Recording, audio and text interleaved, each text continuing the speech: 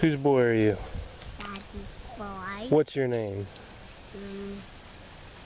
Kale Howard Elliott. Kale Howard Elliott, that's right. This is Roger, my border collie.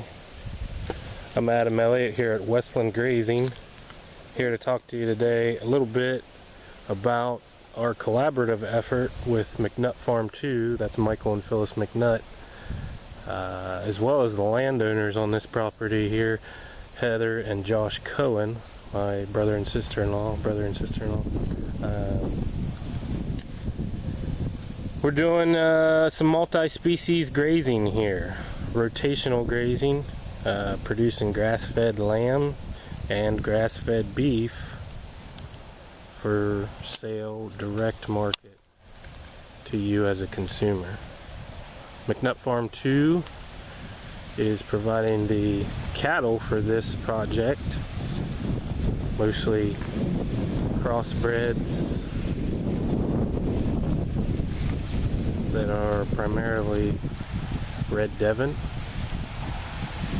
and we at Westland Grazing are providing the sheep, which are hair sheep, primarily Katahdins, that are crossed with a Dorper ram.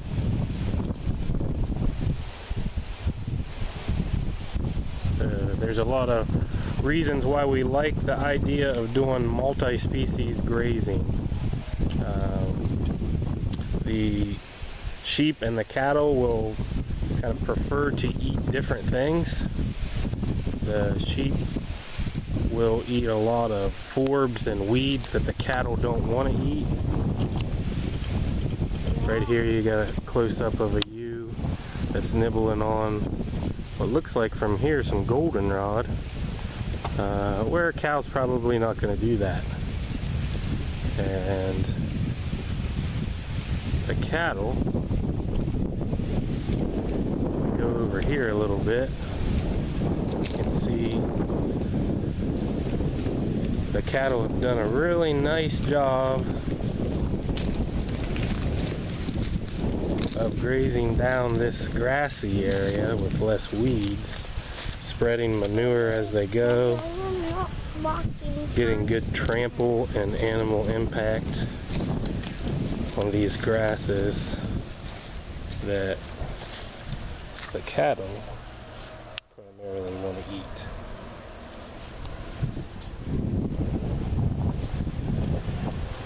Also, the sheep and the cattle help us out working together because they will act as vacuums for parasites.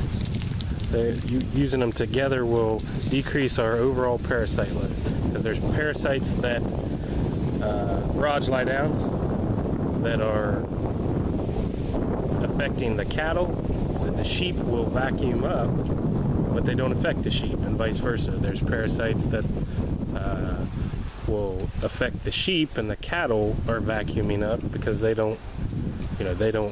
not affected by them.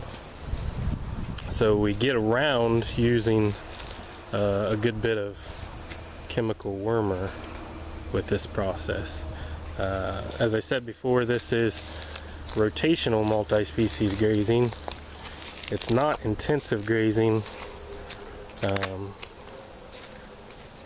which we often like to do, but the stock density is not enough to qualify as intensive grazing. So if we were doing intensive grazing, there would be a lot more animals per acre per day. This is a shot up on the hill there where there's more and more grass for them to eat in the following days. So we appreciate your time.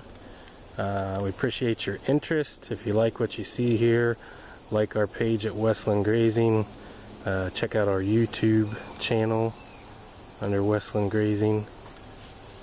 And again, we thank Michael and Phyllis McNutt at McNutt Farm 2 for helping us out with this project, providing the cattle, and we thank Josh and Heather Cohen for allowing us to use this land and manage this grass.